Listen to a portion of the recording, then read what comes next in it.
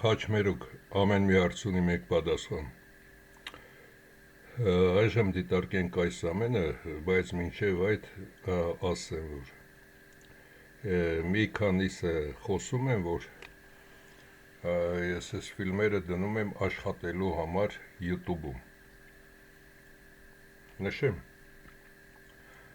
YouTube-ը աշխատում է այս ձևով, որքան է ֆիլմի երկարությունը և որքան մարդ է դիտում,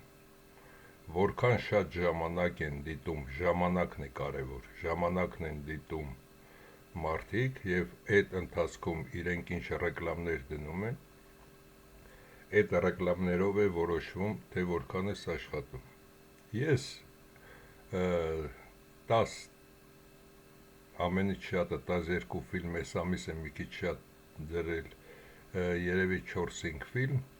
3 ամիսը մեկ աշխատում եմ $50 մոտ գումար YouTube-ից։ Եթե դնում եք այն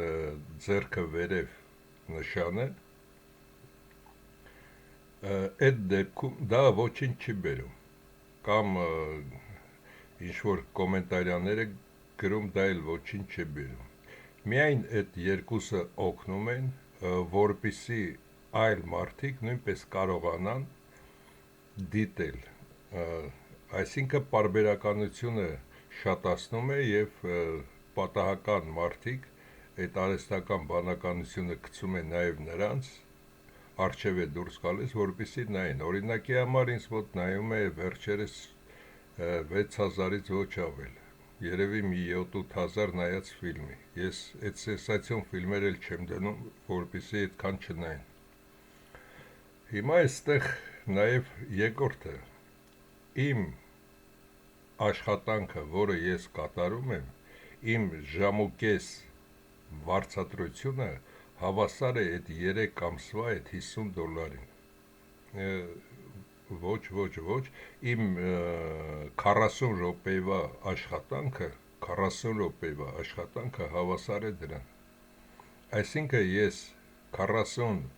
րոպեում ավելի շատ եմ աշխատում, քան 3 ամիս էստեղ։ Դրա համար խոսելուց առաջ մտածեք, թե ինչ եք ասում։ Երկրորդը, ես այս ֆիլմերը պատրաստում եմ ոչ թե նրա համար, որ այստեղ ինչ-որ բան աշխատեմ, այլ հայը ինքը իրականում հասկանա ինքը ով է։ Երկրորդը, նաև ինժեներական պրոգրամաներ լուսաբանելով, Կատյա Dassault System-ի SolidWorks, Siemens NX, Siemens-ի և այլն, իմ մեկ ֆիլմը, ճիշտ է, անգլերեն թարգմանած է ֆիլմը, իմ մեկ ֆիլմը 1-2 միլիոն մարդ է դիտում, իսկ այստեղ ընդհանուր ինձ 400 ֆիլմից ավելի երևի 2 միլիոն մարդ չի դիտել։ Եվ ես այնտեղ ավելի շատ եմ աշխատում մեկ ամսվա մեջ, քան այստեղ ես աշխատել եմ ամբողջ այս ընթացքում։ Հասկանալի է, նաև այլ բնագավառներում։ Չնշեմ, մնացածը գիտեք, աստղագիտություն և այլն։ Այժմ անցնենք առաջ։ Իրան, ԱՄՆ, Իսրայել։ Ինչ է այստեղ կատարվում։ Եթե մենք վերցնում ենք Իսրայելը և մարդիկ շեշտում են, որ Իսրայելի հրահանգով է ԱՄՆ-ը հարձակվել Իրանի վրա, այդ անասունությունը թարգեք։ Բրուտը այստեղ նստած մի կողմը դրել է այս երկու տականքներին, մյուս կողմը դրել է այս երկու տականքներին։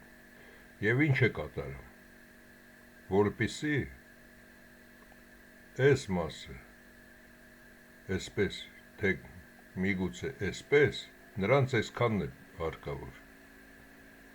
որպեսզի ցամաքային ճանապարհով և այդ Հայաստանի այդ մեղրին իրենից ոչինչ չի ներկայացնում։ Մեղրու հարցը իբր սա դրեց Տրամպի ուղի նրա համար, որ իբր այս երկուսը ցանկանում են այստեղով բեռնափոխադրություններ կատարել, բայց նրանց բեռնափոխադրումները այդ քանակը չունեն, որ այստեղ էլ ինչ-որ մի մեծ բան են կառուցում, ես էլ հասկանալ։ Եվ որպիսի նույն էմիտացիան, ինչպես Արցախը նվիրեցին Ադրբեջանին, այստեղ էլ որպիսի սա նվիրեն Ադրբեջանին, պետք է նման էմիտացիա ստեղծվի, որպիսի սրանց գլուխն էլ իրական իրանցիները չուտեն, ինչպես Նիկոլն էր կատարում, նույնը սրանք են այդ կեղտոտ խաղը խաղում։ Եվ պատահական չի, միայն հարկավոր է լսել Էրդողանը ինչ է հաչում և Ալիևը ինչ է հաչում, արդեն պարզ է, թե բրուտը ինչ ծրագիր է նախատեսել, քանի որ նրանք այդ խելքն էլ չունեն և հարավային Ադրբեջան ասածը հենց սա է, նրանց պետք է այս ճանապարհով ասնեն։ Հետագայում Ալիևը նույնպես հայտնում է, որ Դաղստանն էլ է իրենց Վրաստանի մի մասը, այսինքն Հայաստանն ու Վրաստանը, եթե այս մուսուլմաններին, ինչպես նաև մեկ ֆիլմում նշել եմ նաև, որ այս Աջարյան թուրքերով լիքն է և այնտեղ մարդահամար և հայաթափություն են կատարում, միևնույն ժամանակ նաև նրանք են անցել թուրքերի կողմը, քանի որ վարձատրվում են թուրքերի կողմից, այսպես կտրելու են Ռուսաստանի վերևը և այդ նաև Հայաստանն ու Վրաստանը ավտոմատ ընկնում են այդ թակարդի մեջ, այսքանն է։ Իսկ եթե մենք վերցնենք ձեր ասած Իսրայելը խելացի ազգ է և 10,000 քառակուսի կիլոմետրի վրա 20 միլիոն մարդ, սրանց ամեն մի ռումն էլ սրանց կարող է հասնել։ Թեկուզ կարող են այլ փաստաթղթերով մարդ բերել վրեն կապած այդ տարբեր ռումբեր, օրը մի բան այստեղ պայթեցնեն, այնպես որ Իսրայելը այստեղ կապ չունի, ինչպես Հայաստանին են քաշում այլ խաղերի մեջ, այնպես էլ Իսրայելին են քաշում խաղերի մեջ, որպեսզի այս արվածը չհասկացվի, թե իրականում ում համար և ինչի համար են այս մասը փորձում կտրել։ Միգուցե այս մասում աշխատի նաև այս հայկական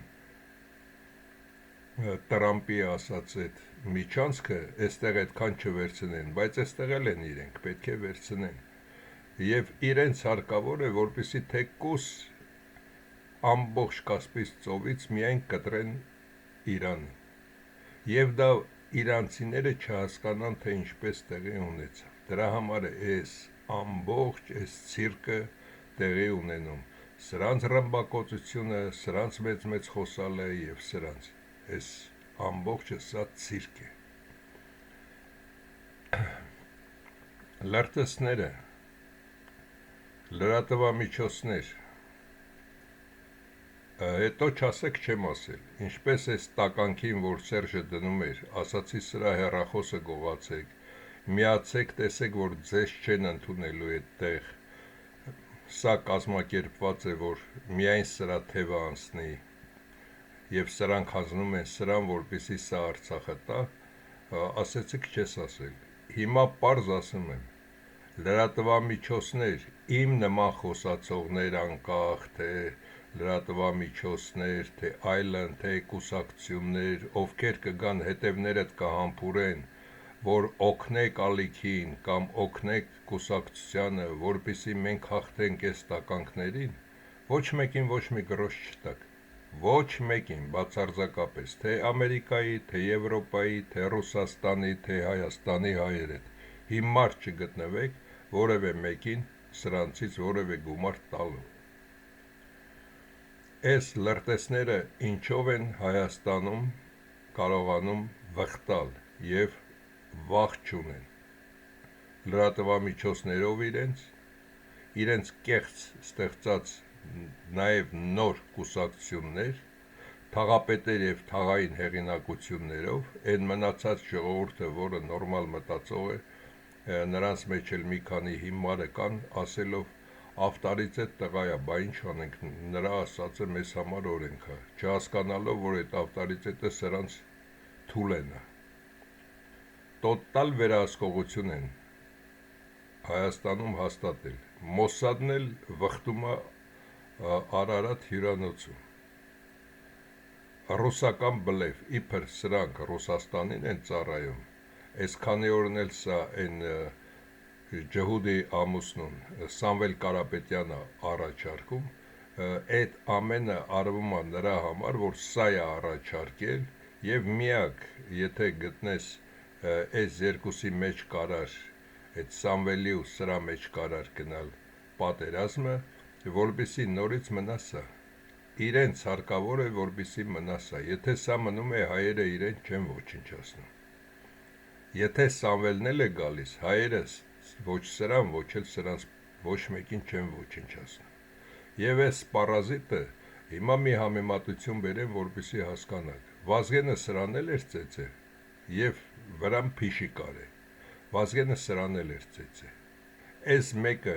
անմիջական բրուտի ծառանա եւ նայա բերում սրանց սրահանգները, սրանք ոչ թե Ռուսաստանին են ծառայում։ Ռուսաստանը իմ թշնամիներից թշնամին է, որովհետև հայերը վերջին 100 տարում ավելի շատ օգուտ են տվել Ռուսաստանին, քան Ռուսաստանը ինքը իրեն։ Եվ իրավունք չուներ հայերի հետ այդպես վարվելու, եւ բայց քանի որ նրանք էլ նույնպես ծառաներ են, այդ ամենը պետք է կատարեին։ Արտագաղթ, ճիշտ եք, արտագաղթ ամենից շատ է այս տականքի ժամանակ է եղել։ Արտագաղթը արվել է նրա համար, որ տակին մնա փոշեացած մասսան, որին հեշտ էր կառավարել։ Եվ այդ մութ ու ցուրտ տարիները սա ստեղծեց նրա համար, որ ունևորները, ովքեր եղանակ կարող են ստեղծել, հեռանան։ Հայաստանում եկեղեցական տարբեր ճյուղեր են։ Սա էլ ստեղծվել է նրա համար, որպեսզի այդ չքավոր մասսան ավելի ուղեղը թռցնի։ Մի մասին էլ, երբ որ հարցնում ես, ինչ ես դարձել ես աղանդի անդամ, պատասխանում է նրա համար, որ ամիսը մի երկու անգամ բրինձ ու մակարոն են տալիս, դրա համար։ Սորոսականներ, նշել եմ, 68-70 կազմակերպություններ սորոսականներից են օգտվում։ Եվ դեսպանատուն է ԱՄՆ-ի, 1000 հոգեանոց, ամենափոքր երկրներից մեկում 1000 հոգեանոց դեսպանատուն։ Այս ամենը արդեն ձեզ պետք է հուշի։ Եվ ԱԱՑ-ն, եւ զինված ուժեր, եւ ոստիկանություն, որոնց մեծ մասը հայ են, ծառայում են ամբողջությամբ լրտեսությանը։ Տոտալ վերահսկողություն է Հայաստանում։ Դրա համար կուսակցությունները հիմա ձեզ կդիմեն, կամ լրատվամիջոցները, կամ իմ նման անհատները ոչ մեկին բացարձակապես ոչ մի գրոշ չեք տալիս։ Եվ սպասեք, ինքներդ ձեր մեջ վերլուծեք, արժե այս ամենը կատարել, այս թեկնածուին տալ, թե չէ։ Եվ ասացի ապրիլ-մայիս ամիսներին բոլորին ջրի երես հանած ցույց կտամ, թե ովքեր են։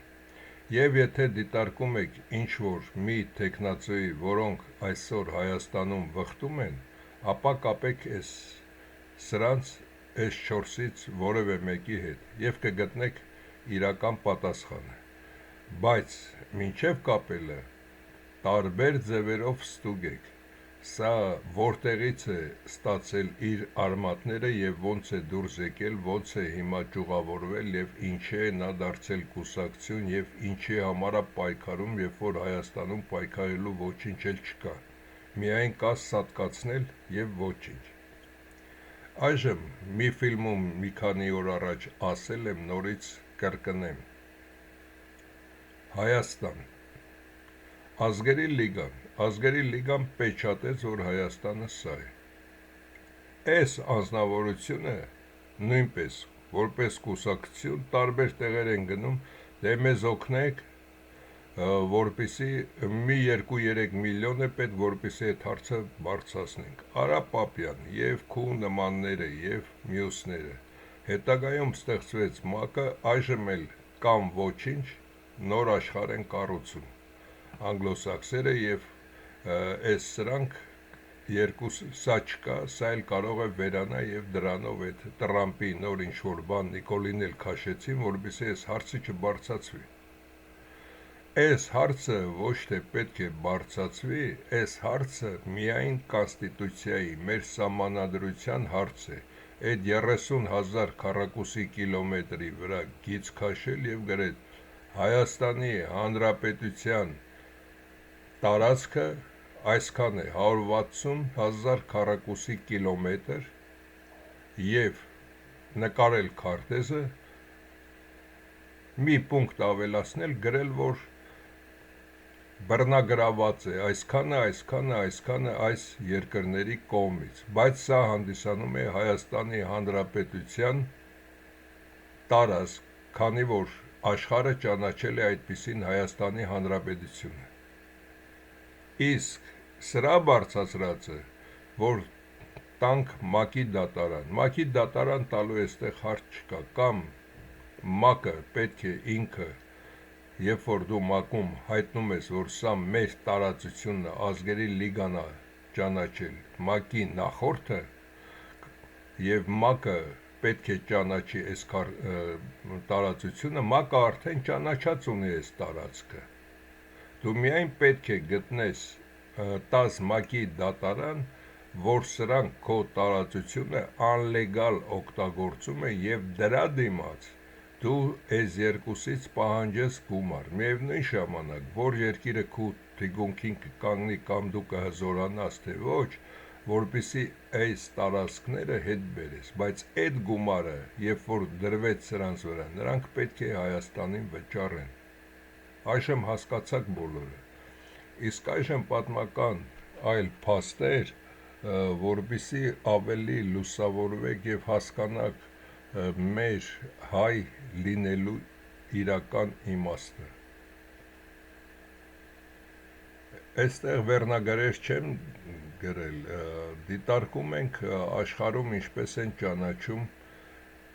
բոլոր ամենահին ազգերին։ Իրան 3200 տարի մեր թվարկությունից առաջ,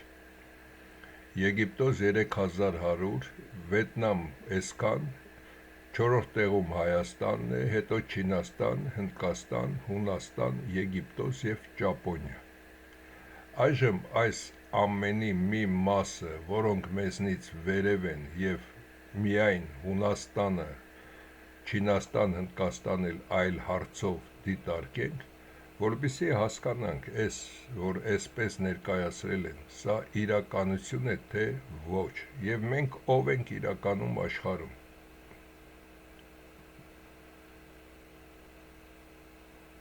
Հնդիրանական ընդհանրություն, սա պարսիկների մասին է, թե նրանք իրոք բնակիչներն են այդտեղի, թե ոչ։ Պարսիկներն ու Հնդկաստանի հյուսիսային ժողովուրդները ունեն նույն արմատները։ Հնագույն ժամանակներում նրանք կազմել են մեկ միասնական խումբ, որը հետագայում բաժանվել է, մի մասը գնացել է դեպի իրանական բարձրավանդակ, դառնալով պարսիկներ, մարեր եւ այլն, իսկ մյուս մասը դեպի Հնդկաստան, ստեղծելով վեդայական մշակույթը։ Լեզվական նմանություն, հին պարսիկները եւ հնդկական սանսկրիտները այնքան նման են, որ մասնագետները դրանք համարում են քույր լեզուներ։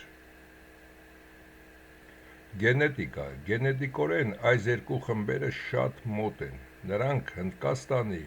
հյուսիսի ցեղեր են, որը ըստ տարբեր տեսությունների եկել են Միջին Ասիայում կամ Հարավային Ռուսաստանի տափաստաններում։ Տեսակ, որ բոլորը նույն տեղից համարյա նույն ուղղությամբ գալիս են մեզ ոչնչացնելը։ Հայկական լեռնաշխարհի վարկածը։ Գիտնականներ Վյաչեսլավ Իվանովը և Թամաս Գամկրիլեձեն առաջ քաշեցին տեսություն,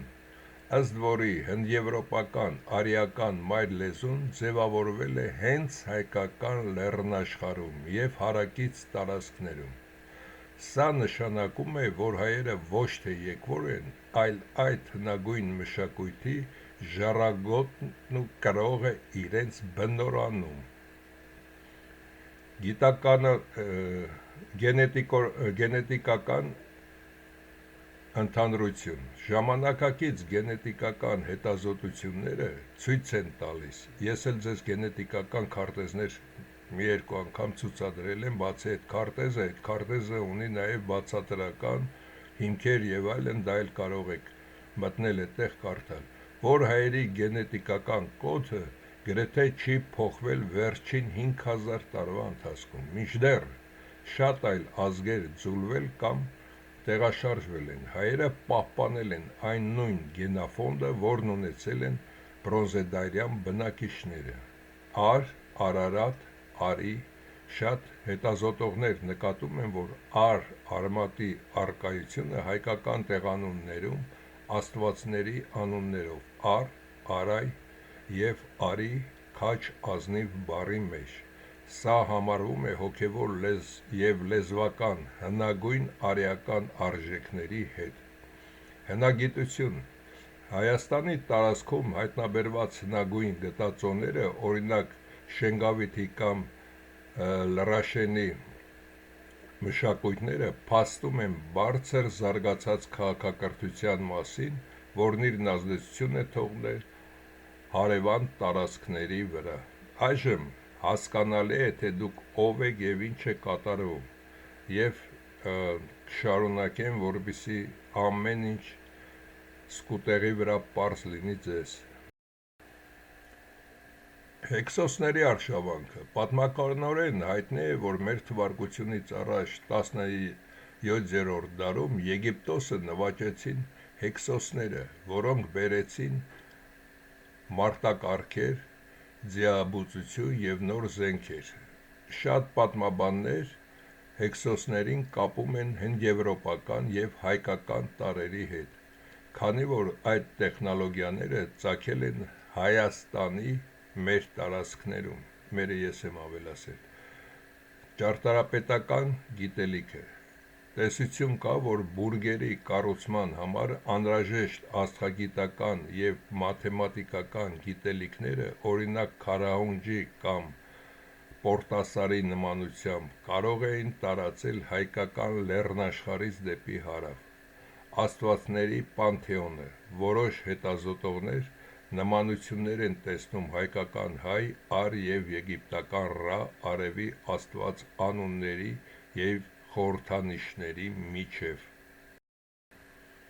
Բնիկների տեղահանում։ Հայերը և մյուս սպիտակամորթ արիական ցեղերը, որոնք եղել են բուրգերի իրական տերերն ու կառուցողները, ինչ-որ պահի դուրս են մղվել իրենց բնօրաններից, այդ թվում Եգիպտոսից։ Արհեստական բնակեցում։ Ուժերը անգլիացիներ, հավանաբար նկատի ունենալով որոշակի գլոբալ կառավարողների կամ գաղութարարների նախատիպերը, Հնդկաստանից և այլ վայրերից բերել են այլ էթնոսների հնագույն քաղաքակրթության հետքերը ջնջելու կամ տիրանալու համար։ Պատմության կեղծում։ Սա նշանակում է, որ այն, ինչ այսօր սովորեցնում են դպրոցներում որպես հին Եգիպտոսի պատմություն, իրականում հազարամյակներ անց հորինված կամ խմբագրված տարբերակն է, որպեսզի թաքցվի հայ-արիական ներկայությունը։ Եթե մենք դիտում ենք Աֆրիկայի քարտեզը, ես ասել եմ, այստեղ Աֆրիկայում մի քանի տեսակ է եղել, որոնք հետագայում բազմացել են, բայց քանի որ Աֆրիկայի հյուսիսը բնակեցված չէր եղել և խաչմերուկի համար հարկավոր էր նաև, որպեսզի սա էլ լինի փակ, չկարողանան կեղտոտ ցեղերը, բրիտները ներխուժել այստեղ եւ այլն, դրա համար այս ամբողջը վերցրել էին հայերը եւ այստեղից երբ որ ասում եմ, որ նաեւ Հռոմի վրա է եղել հարձակում, բայց որը խափանեցին նաև անգլիացիք, դա նրա համար է, որ կային նաև տեսակներ հայկական, որոնք շատ երկար ժամանակ դեռ Եգիպտոսի ընկնելուց հետո, հայկական լինելու ընկնելուց հետո մնացածը մնացին։ Ինչ եմ ասում, մայր ցամաքը ամբողջությամբ նա չէր կարող մի մասը լինել այլ, մի մասը լինել այլ։ Եթե հողը սև է, այստեղ պետք է ծնվեին սևամորթներ եւ պատահականորեն միայն այս մասերում, այսքան մասում է եղել հարվածը, երբ որ մարդիկ ծնվել են սևամորթները, հետագայում տարածվել։ Նույնիսկ եթովպիացիք ասում են, որ հայերը այսքանն էլ են, այս մասում էլ է, այսպես են հայերը վերցրած եղել իրականում։ Ես այս մասն եմ նշում, բայց եթովպիացիները նշում են, որ այս ամբողջում եղել են հայ աստվածները եւ նրանք են այս ամբողջը կառավարել, լուսաբանել իրենց։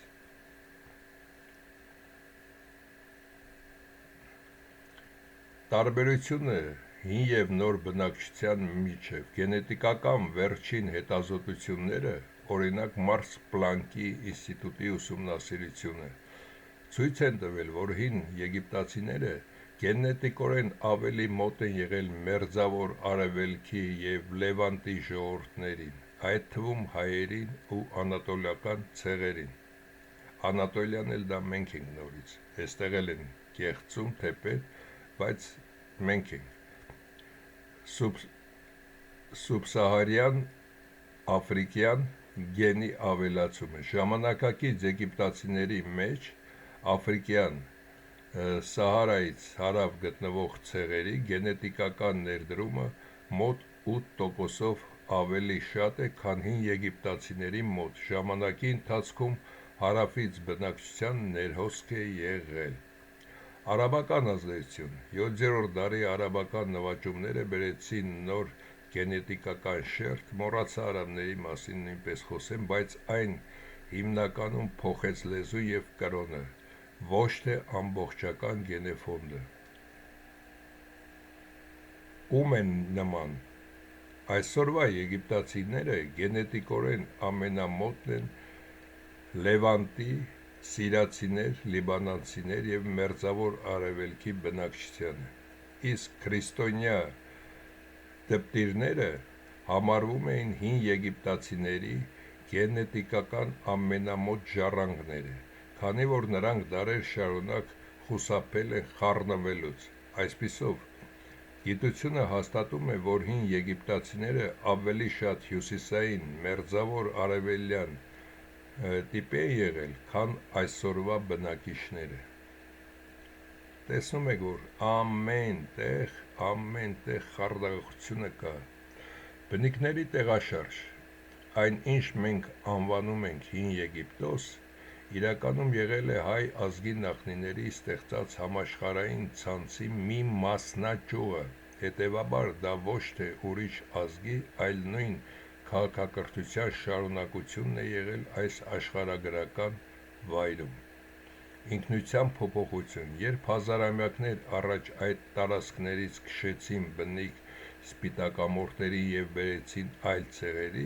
տեղի ունեցավ պատմության յուրացում։ Նոր եկվորները սկսեցին կոչվել եգիպտացի, բայց նրանք կապ չունեին բուրգերի գիտելիքի եւ կառուցման հետ։ Պատմական կեղծարարություն, անգլիացիների կամ գլոբալիստների դերը հենց այն է եղել, որ պաշտոնական պատմության մեջ Եգիպտոսը ներկայացվի որպես ինքնուրույն եւ անջատ միավոր, որպեսզի մարդիկ չհասկանան, որ այդ հայ-արիական մեկ միասնական ծառի ճյուղն է։ Միջալոց սրանք 111-ն է ուղարկել, մի մասը դեբրոլերից է, մի մասն էլ Մինաս անունով իրենց աշխատակիցն է այս ամենը վերցրել տարբեր աղբյուրներից, եթե այդքանը ես տպագրեի 3 օր չէի վերջացնի, դրա համար ինքը նաև նշել էր, որտեղ ծաղկաքաղ ամնեմ, որ մասը վերցնեմ, իսկ որ մասը թվել էր։ Այստեղ նաև Վետնամի մասին, մեկուսացում և պահպանում, վետնամական լեռնային և ջրային լանդշաֆտները բնական պատնեշ են եղել, դա թույլ է տալիս նրանց պահպանել իրենց գենետիկական և մշակութային ամբողջականությունը, խուսափելով մեծածավալ ձուլումներից, որոնք տեղի են ունեցել մերձավոր Արևելքում կամ Եվրոպայում։ Լանդշաֆտային քաղաքականության հետքը հնագիտությունը ցույց է տալիս, որ Վետնամի տարածքում բնակվող ցեղերը Լակ Վիետ ունեցել են պետականության տարբեր դեռևս մեր թվարկությունից առաջ 3-րդ հազարամյակում։ Եթե Եգիպտոսում կամ Միջագետքում բնակչությունը պարբերաբար փոխվել է, ապա Վետնամում կա շարունակություն, խաղաղության ժամանակաշրջան, չնայած վերջին դարերի պատերազմներին, հնագույն ժամանակներում նրանց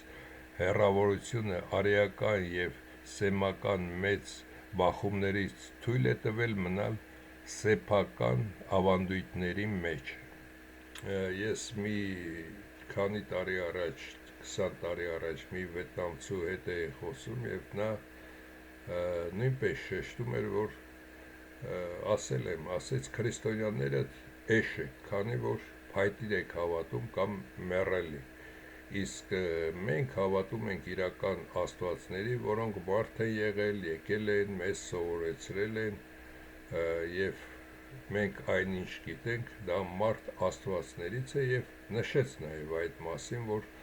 մոտավորապես ձեր մասերից են եկել, չգիտեմ դուք եք թե ով է, և այդտեղ մեր զրույցը շարունակվեց, ես այստեղ ավել բան չասեմ մեզ գովալու համար, նրանք դրա համար նույնպես շնորհակալ են։ Երկրագործության ակունքները գիտականորեն ապացուցված է, որ վայրի, հացահատիկի, ցորենի տեսակների մեծ մասի հայրենիքը հայկական լեռնաշխարհն է։ Եթե հայի նախնիները տիրապետել են սերմնաբուծության գաղտնիքներին, տրամաբանական է, որ նրանք այդ գիտելիքը, այդ թվում բրնձի մշակումը, տարել են հեռավոր Արևելք, Վետնամ և Չինաստան։ Արիական գաղթը դեպի Արևելք։ Հին ավանդությունները պատմում են սպիտակամորթ բարձրահասակ աստվածների կամ ուսուցիչների մասին, որոնք հայտնվել են Արևելյան Ասիայում և տեղացիներին սովորեցրել հողագործություն, աստղագիտություն և պետականության հիմունքներ։ Լեզվական և մշակութային հետքեր։ Որոշ լեզվաբաններ նկատում են հնագույն արմատների նմանություններ հայերենի և հեռավոր արևելյան որոշ բարբառների միջև, ինչը կարող է լինել այդ հնագույն ուսուցիչների թողած ժառանգությունը։ Գենետիկական անընդհատություն։ Հայերը աշխարհի այն եզակի ազգերից են, որոնց գենոֆոնդը վերջին 5-ից 8 հազար տարում գրեթե չի փոխվել։ Սա նշանակում է, որ հայերը նույն բնիկներն են, որոնք կառուցել են հնագույն քաղաքակրթությունը։ Սա ինչի համար եմ ասում, որ այդ անասում Նիկոլին ասեք ադրբեջանցիների թևի տակ ես տալիս ու ռադ եք լինում այստեղից։ Լեզվական մայրություն, հնդեվրոպական լեզվաընտանիքի հայկական վարկածը։ Գամկրելիձեն և Իվանովը փաստում են, որ բոլոր արիական լեզուների օրրանը հայկական լեռնաշխարհ է։ Քաղաքակրթության սեր, բրնձի, ցորենի և մետաղագործության տարածումը հենց հայկական լեռնաշխարհից դեպի Եգիպտոս, Վետնամ կամ Շումեր հաստատում է, որ հայերը եղել են աշխարհի ուսուցիչները։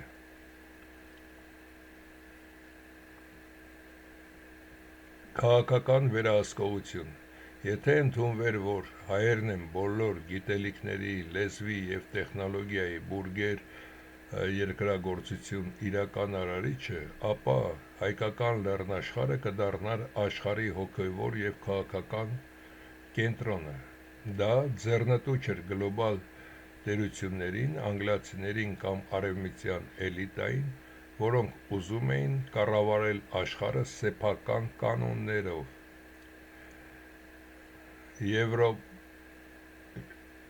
Եվրոպա կենտրոնություն 18-19-րդ դարերում եվրոպական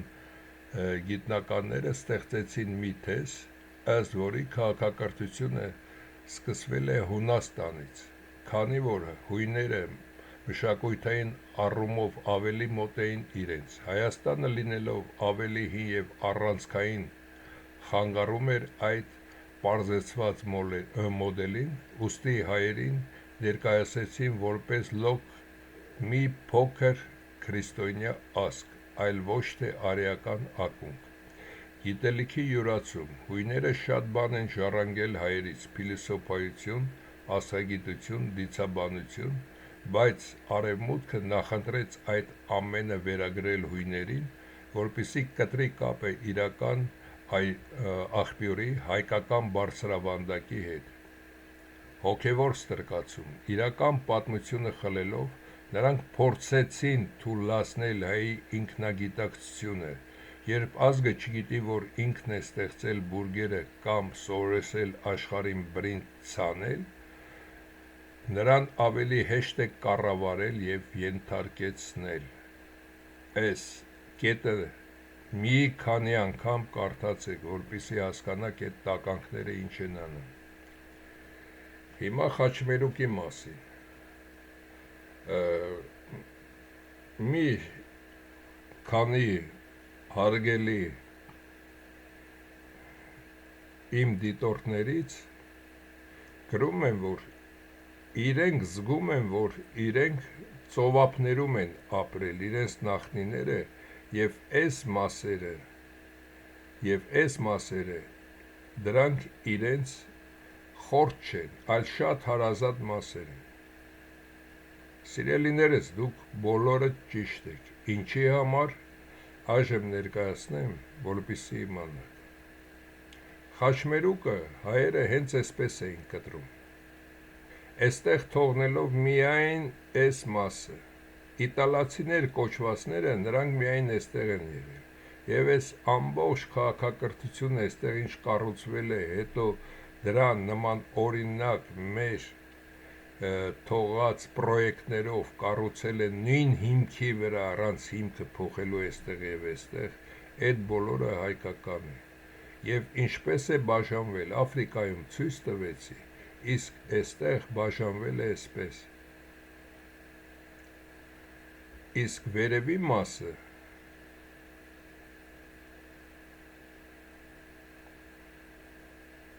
բաժանվել է այսպես։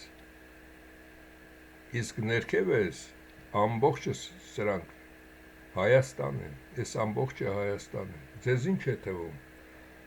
Ամենահնագույն ազգերից մեկը չգնաց աշխարհը ճանաչելու և ավելի մեծ տարածություններ վերցնելու և մնա 30,000 քառակուսի կիլոմետրի վրա կամ 160,000-ի, դա միայն ապուշին կարող են համոզել։ Եվ դրա համար անցնենք առաջ, որպեսզի մնացածը հասկանանք։ Հյուսիսային ներխուժում դորիացիներ մոտավորապես մեր թվարկությունից առաջ 1100-1200, ինչպես ես նշում եմ, 3000-3500 տարվա պատմություն ունի այս բրիտանացիների արածը։ Թվականներին հյուսիսից, Բալկաններից կամ Դանուբի ավազանից տեղի ունեցավ մեծ տեղաշարժ։ Այս վայրենի ցեղերը, որոնք անվանում են դորիացիներ, ներխուժեցին Հունաստան և կործանեցին տեղի հնագույն բարձր մշակությունը՝ միկենյան քաղաքակրթությունը։ Ովքեր էին բնիկները։ Մինչ հույների գալը այստեղ ապրում էին պելազգները։ Շատ հետազոտողներ պելազգներին համարում էին արիական, հայկական ծագում ունեցող ցեղեր։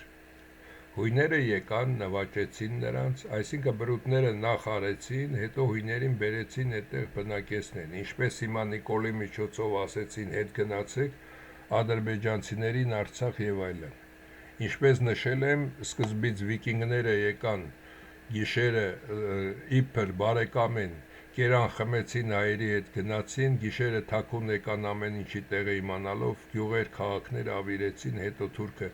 ծոռվոտներով եմիշ գլխով եկավ իբր թուրքն է դա արել։ Յուրացեցին նրանց գիտելիքը, լեզուն եւ աստվածներին, իսկ հետո իրենց հայտարարեցին այդ ամենի տերը։ Լեզվական փոխառություն։ Հին Հունաստանի հիմքում կա հսկայական շերտ, որը հունական չէ, սուբստրակտ։ Սա հենց այն հնագույն լեզուն էր, որը հայերը տարել էին այդտեղ։ Գիտելիքի գողություն։ Հին փիլիսոփաները Պլատոն, Պյութագորես եւ այլոք իրենք են խոստովանել, որ իրենց գիտելիքները ստացել են Եգիպտոսի եւ Արևելքի քրմերից, որոնք, ինչպես նշեցինք, հայերի նախնիների աշակերտներն էին։ Քրիստոնեական ակունքներ։ Եթովպիան, ցույց տվեցի Եթովպիան աֆրիկական այդ երկիրը եւ Հայաստանը աշխարհի առաջին քրիստոնյա պետություններն են։ Եթովպիացիները հայերին միշտ համարել են առաջնեկներ, ովքեր առաջինն են ընդունել լույսը եւ այդ գիտելիքը տարածել։ Սուրբ քաղաքի պահապաններ, Երուսաղեմում հայերն ու եթովպիացիները դարեր շարունակ կողք կողքի են ապրել։ Եթովպիացիները տեսել են հայերի առանձնահատուկ կարգավիճակը եւ հարգել են մեր ազգին որպես Սուրբ Հողի ամենահին ու հավատարիմ տերերի։ Արիական կապը, բուրգերի եւ քաղաքակրթության տարածման մասին Եթովպիայի հնագույն էլիտան, Աքսումի թագավորությունը, սերտ կապեր է ունեցել հայկական լեռնաշխարհի հետ։ Նրանց համար հայը եղել է այն բարձրագույն էակը, որը բերել է մշակույթ, գիր եւ հոգեվոր օրենքներ։ Լեզվական հարգանք։ Եթովպիական գեես լեզվով եւ ավանդություններում հայ բառը հաճախ ասոցացվում է ազնվականության եւ Աստծո հաճո լինելու հետ։ Այսօրվա հայերի մասին չէ Հայաստանի, այլ իրական հայերի։ Հնագիտական գտածոներ Հայաստանի տարածքում, օրինակ Լճաշենում եւ Շենգավիթում հայտնաբերվել են շախմատային քարեր հիշեցնող հնագույն արձանիկներ, որոնք հազարամյակներով ավելի հին էին, քան հնդկական չատուրանգան։ Սա փաստում է, որ խաղի գաղափարը ծագել է հենց այստեղ։ Սա նաև շախմատի մասին եմ խոսում։ Ուղղակի մարզանք եւ դաստիարակություն։ Մարդու ուղեղի ճկունությունը ստուգելու միտքը շատ խորն է։ Հայ նախնիները հասկացել են, որ ռազմավարական մտածողությունը, տրամաբանությունը եւ մի քանի քայլ առաջ տեսնելու ունակությունը պետք է մշակել վաղ տարիքից։ Շախմատը եղել է ոչ թե պարզապես խաղ, այլ կրթական համակարգ, ապա առաջնորդներ եւ արիացի մտածողներ դաստիարակելու համար։ Տարածումը դեպի Հնդկաստան, ինչպես բրնձի կամ բուրգերի դեպքում, արիական հայկական ցեղերը տեղաշարժվելով դեպի Հնդկաստան, իրենց հետ տարել են նաև այս մտավոր խաղը, հնդիկները պարզապես պահպանել եւ տեղայնացրել են այն, իսկ հետագայում արևմուտքը դա վերագրել է նրանց։ Լեզվական կապ, խաղի բազմաթիվ տերմիններ եւ իմաստներ ունեն հնդեվրոպական, արիական արմատներ, որոնք ամենամաքուր ձևով պահպանվել են հայերենում։ Հիմա էլ հասկացաք, հասարակ շախմատից բռնած ամեն ինչ ուրիշներին են տվել։ Ճարտարապետական ստորագրություն։ Բուրգերի կառուցման տեխնոլոգիան ամենուր նույնն է։ Դա հուշում է, որ եղել է մեկ կենտրոնական դպրոց, որտեղից ճարտարապետները արիացի հայերը գնացել են տարբեր մայրցամաքներ և կառուցել այդ հսկա սերմնարանները։ Չինական սպիտակ բուրգերը Չինաստանում Շանսի նահանգում կան հարյուրավոր բուրգեր, որոնք չինական կառավարությունը երկար ժամանակ թաքցնում էր։ Լեգենդներն ասում են, որ դրանք կառուցել են երկնային աստվածները, սպիտակամորթ, կապուտաչյա ու բարձրահասակ մարդիկ, ովքեր բերել են գիտելիքը։ Սա ուղիղ կապ է արիական հայկական արմատի հետ։ Հնդկական տաճար բուրգեր Հնդկաստանի հնագույն տաճարները գոպուրամները ունեն բուրգի տեսք և կառուցված է ճշգրիտ աստղագիտական հաշվարկներով, քանի որ հնդկական վեդդայական մշակույթը սերում է այրացիներից։ Բնական է, որ այդ գիտելիքի աղբյուրը հենց հայերն են։ Գենետիկական հիշողություն Եթե հայը սովորեցել է բրինձ ցանել, կյանք տալ, ապա նա նաև պետք է կառուցեր բուրգը, կյանքը պահպանել, որպեսզի այդ քաղաքակրթությունը չկորչի։ Բուրգը որպես համալսարան և հիվանդանոց Այնտեղի սենյակները եղել են հստակ հաճախականությամբ տարածքներ, որտեղ հայ նախնի գիտնականները բժշկել են մարդկանց, օգտագործելով բուրգի էներգիան և սովորեցրել են տիեզերական օրենքները։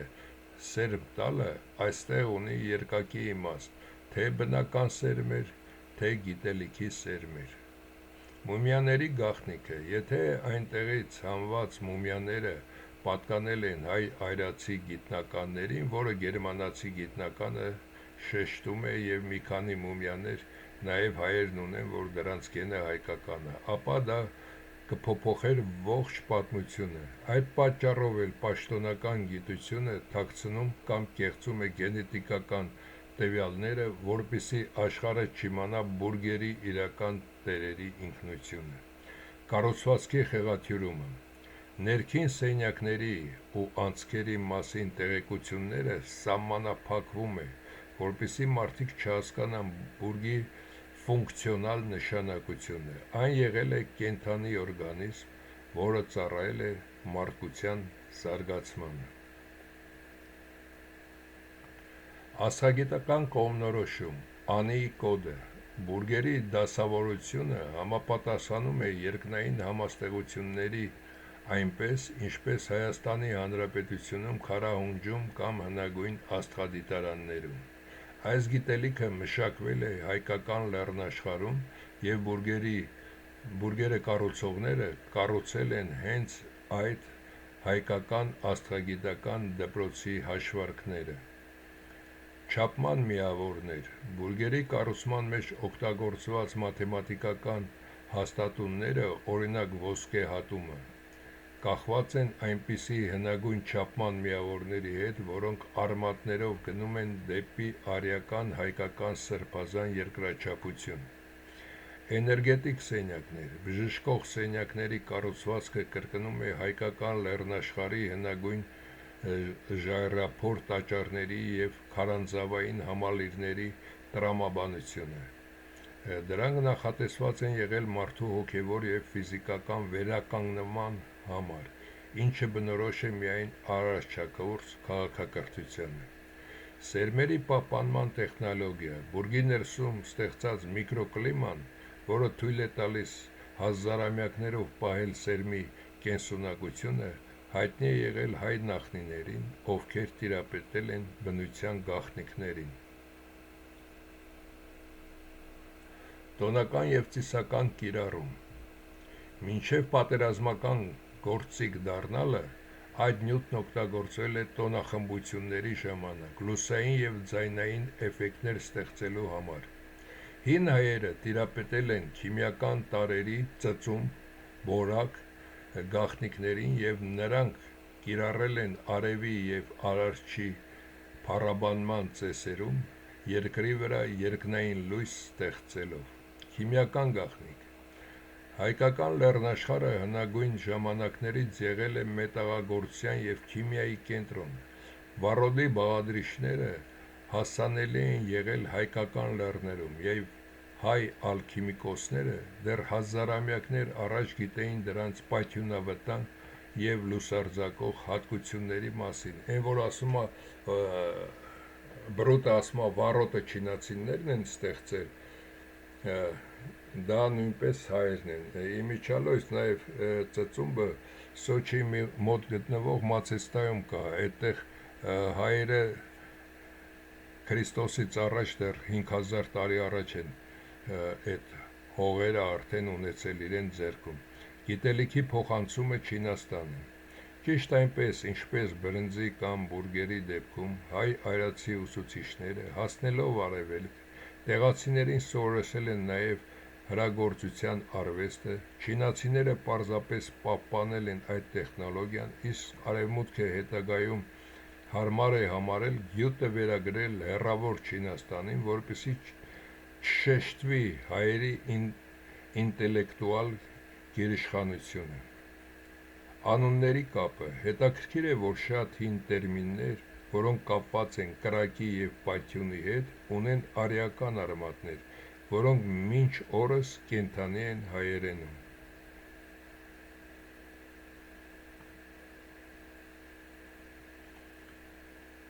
Բնական մագնիսականություն ծառի բունը, որից պատրաստվում է դուդուկը, ծիրանի կամ այլ ամուր փայտ, իր աճի ընթացքում կլանում է երկրի էներգիան, ճշգրիտ մշակված գլանը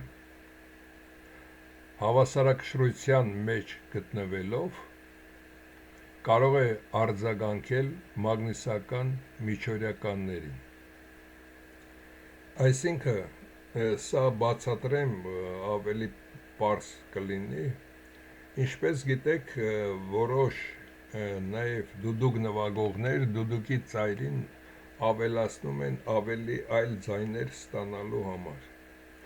բայց այդ ծայրին ավելացրած մասը, եթե վարպետը շատ լավ մշակել է այդ ամենը և ներսի անցքը դրսի տրամագծի հետ չունի շեղում և շատ լավ մշակված է դա, ապա նա հարթության վրա դնելով, պտտեցնելով նրա մի կողմը ցույց է տալիս հյուսիս, մյուսը հարավ, և կարող եք նշանակել, օրինակ, եթե Հայաստանում եք, որ կողմն է հյուսիս ցույց տալիս, որքան էլ պտտեք որտեղ գտնվեք, նա պետք է ցույց տա հյուսիսը, նույնը կարող եք կատարել նաև վերցնել այդ երբ որ ջրի կանալիզացիան եք անցկացնում, մի 20 միլիմետր դրսի պատերով պլաստիկե խողովակ մի 10 սանտիմետր երկարության վրա կտրելով, նրան պտտեցնելով տեսնում ես, որ նա մի մասը ցույց է տալիս հյուսիս, այնպես որ հայերը կողմնացույցի գյուտը նաև այդ ժամանակ են ունեցել, գիտելիքի և արվեստի միասնություն, այն որ դուդուկը հայ հոգևոր գործիք է եղել է նաև գիտական գործիք, ցույց է տալիս, որ հայի համար երաժշտությունը, աստղագիտությունը և աշխարհագրությունը մեկ միասնական տիեզերական գիտելիք է եղել։ Կողմնացույցի ակունքը, եթե հայը կարողացել է հասարակ փայտե գլանով որոշել հյուսիսն ու հարավը, ապա չինական մագնիսական քարը ընդամենը այդ հնագույն գիտելիքի ավելի ուշ և նյութականացած տարբերակն է։ Նշեմ այստեղ նաև, որ մագնիսները Ուրալից երբ հայերը բերում էին երկաթ մշակում, այդ ժամանակվանից նրանք մագնիսներն արդեն ունեին կիրառություն նավագնացության մեջ, սա նշանակում է, որ հայի նախնիները կարող էին ճանապարհորդել աշխարհով մեկ դեպի նույն Վիետնամը կամ Եգիպտոսը, երբեք չմոլորվելով, քանի որ նրանք կարդում էին բնությունը։ Այստեղ չեմ ներկայացել մի շատ գեղեցիկ նաև բան կարող եմ ներկայացնել։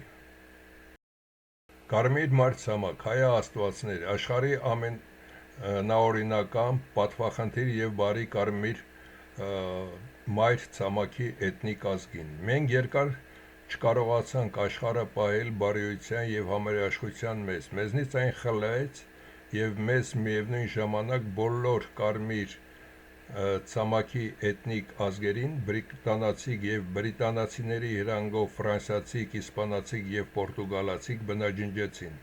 Մենք մեր ներողամտությունն ենք հայտնում և հաղորդում ձեզ, որ մոտենում է այն էտապի ավարտը և նոր աշխարհում կարմիր մայր ցամաքի բնիկները հավերժ կլինեն իրենց հողի միակ տերը։ Մուրադ Խալթեցի